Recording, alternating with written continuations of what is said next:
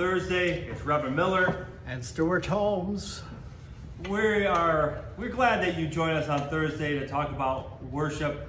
And the last Thursday, was a serious Thursday as we faced something we didn't expect on Wednesday in our nation. And that made us think about worship even more and how worship really does reflect and should speak to what's happening in the now. It speaks to eternal truths and God always present, but also to the now. And that's really what Thoughts on Thursday has been about, is not just coming to worship on Sunday, but pausing for a minute and reflecting on different parts of worship and why we do things a certain way and what goes into that. And so, before we get into that, a few things. We're in a new time. We never were on video and did a Thoughts on Thursday or have had a worship on video. And this summer we were doing it through our phone, and it was fun and exciting, and we learned things like you should always put your phone on airplane mode or you'll get a call halfway through and not have the whole service. We experienced that one. Well, we have a new video system with a camera hooked up to our sound system, and we experienced that sometimes it doesn't always do what we want it to do, and Stuart hit a button to change the focus on the camera, and if you watched the service, you saw that when I was preaching, you were probably watching Stuart the whole time.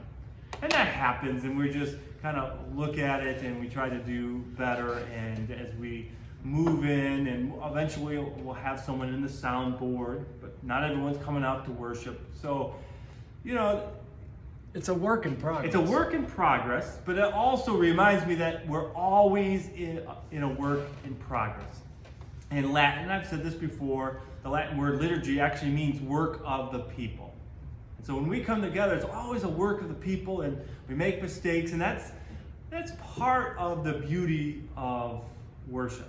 And so today, as we look at our worship service, and we're in Epiphany, and as we're going to focus on hymns this Thoughts on Thursday, and particularly what makes a hymn singable. And every minister needs a little help from their music director or their music minister. And so I have a hymnal with little notes. I call them love notes from Stuart, saying which ones are singable, what which were ones are you not. thinking? And then I get afterthoughts too. And so this coming worship for Sunday, our first hymn is, I think, a beautiful hymn, O God of Every Nation 289. It's what I would consider a relatively new hymn. It's older than I am, but first came out in 1958 and then altered in 1972. And so as you look at it, that a new hymn might not be familiar, but the tune is an old tune and a familiar tune. And so I'm going to let Stuart talk about a little bit the musical aspect of what makes a tune singable. And that's a loaded question because depending on who you're talking to, you'll get different opinions. But basically a hymn tune or a hymn is singable when its melody is logical. It doesn't have a lot of jumps piling up on each other. And its harmony is fairly steady. It has typical harmonies. The one that you just mentioned, O God of Every Nation.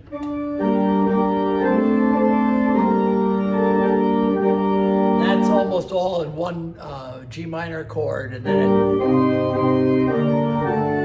so the harmonies are fairly logical. Once in a while they can stray, but if it happens too much that you get harmonies that are different, it becomes awkward. And then, of course, one of the things is repetition. One of the main factors that I think lead into making a good hymn is that the melodic range has to be reasonable for a congregation. You've got men singers with certain ranges and women singers with other ranges, and somewhere you have to meet in the middle. And the patterns within that tune are fairly repetitious or logical. So you can have, I was looking for a plain chant that I had marked in a book. Plain chant is often difficult to sing if the meter and everything else doesn't just flow naturally. And what do you mean by plain chant? So not everyone. The early chants that for lack of a better word, that the monks would sing during a service, in the Latin service. Music wasn't chordal back then as hymns are now.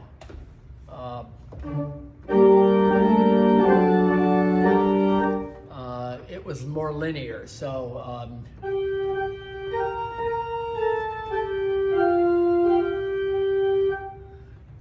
that kind of just linear singing, but they become difficult for congregations to grasp until they're repeated enough times. So the other thing I wanted to mention was the struggle that we have between hymns, and a hymn is basically the text, and the hymn tune, which is the music, and those two have to merge together. And we have challenges sometimes in our hymnal where maybe a hymn might have come from Korea and the English doesn't quite line up as well, and then it doesn't fit so well with the tune, correct? Correct. And then on top of that, most of us in our church, but in a big part of America, we're more from the Western church, as in Europe, and so folk tunes from Europe we're gonna know. Folk tunes from other parts, even like from Africa or from countries in Asia, we're not gonna be as familiar with those rhythms, which would then make the tune not as familiar. Right. And you talk about hymns from other countries and everything. One of the things that gives a hymn that label of being good is its survivability. Interestingly enough, the great hymns like the Church's One Foundation, Praise to the Lord, has survived over centuries because the text is good, it fits with the melody, and the people have become accustomed to it. Praise songs, on the other hand, are usually shorter lived. You don't know a praise song from the 1940s or 50s. 40s is a bad example, they didn't exist. But the praise song is written for the time, and the text isn't really important. It's the emotion of the music that captures the popularity.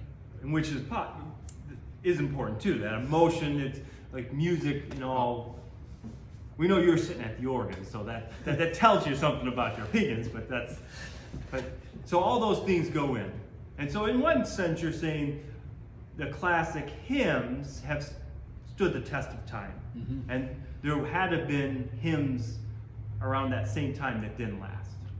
And will, in the future, pass the test of time. And the new ones can come, and so, as we look at and placing hymns, and that's a big part of it. And Stuart, I think rightfully so, the first hymn, he would always like to be a singable hymn, so then the congregation can find their voice. That's what you're saying. I think of that, yeah, that's very important. And right now, we're not singing inside as a congregation, we're just having the soloist, which allows us to then put in some hymns that we might not know well. And that hopefully then builds our singability and expands what we're doing.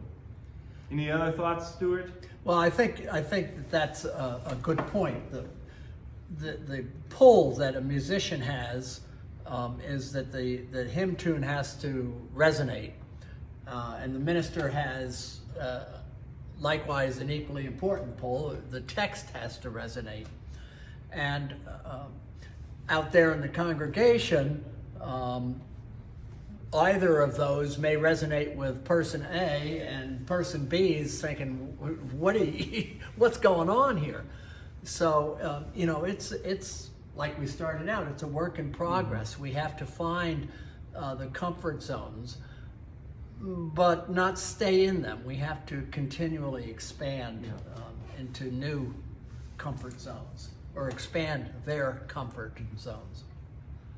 So, yeah. All right. It's complicated. It's complicated. And so what we're going to do, talking about work of the people, probably for more than a month, and thoughts on Thursday, we're going to continue to explore, but we're going to explore in that idea of looking at different sections of worship and kind of explaining, and also looking at some challenges we have as a modern day worshiping body. And so, one of the things we'll look at is even the sermon. What goes into the sermon? What are different styles of preaching and why are they done? And so that's something we're going to do. But we're asking you, Stuart and I, maybe with a little fear and trepidation, that if you want to ask a question on YouTube or Facebook, just post it. You have a question about worship. I often joke that on the East Coast, it's a heavily Catholic place, and so when I do a funeral or a wedding and Catholics come, they always ask me, they have this burning question afterwards, and they always ask, what is that small piece of wood with the holes in it in the pew? And I always have to laugh. I'm like, oh, we take communion usually with little cups, and when you're done, you put them in that. But that's not how they do it in the Catholic Church, and they ask that simple question, and they find out the answer. And so with that in mind, that's what we're asked. If you have a question like, oh, why is communion done once a month? Or why do we have a response after reading the scriptures? Or the prayer of confession, or hymnals, or postlude, prelude? Any question like that, you post it. We'll try to answer it. If we don't have the answer, we might ask someone else or make up an answer. Yeah. Right, Stuart? Punt. All right. So thank you for joining us. I'm going to end when you're going to turn off the phone, the iPhone. I'm going to play one verse of one hymn that's in our hymnal that I think is a problem for a congregation. Okay. And you may think, oh, that's okay as it begins, but hang on. All right. Thank you for joining us.